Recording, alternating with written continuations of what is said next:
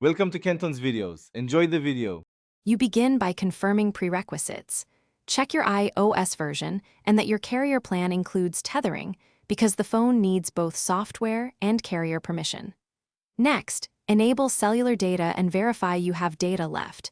Without cellular data, the hotspot won't share.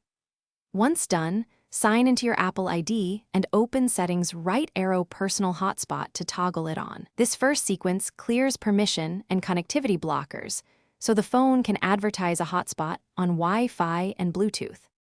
Now you configure connections so devices can join reliably. Set a strong Wi-Fi password and confirm the network name so you can find it.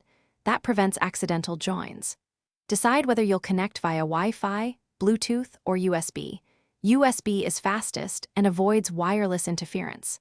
If devices don't see the hotspot, restart networking by toggling airplane mode for a few seconds, then re-enable Wi-Fi and Bluetooth. This resets stacks and often restores visibility and authentication between devices. Finish by connecting your client devices. Select the iPhone SSID and enter the password, then confirm the client receives an IP and internet access. That verifies both tethering and routing. If problems persist, make sure carrier settings and iOS are up to date because carriers push tethering profiles.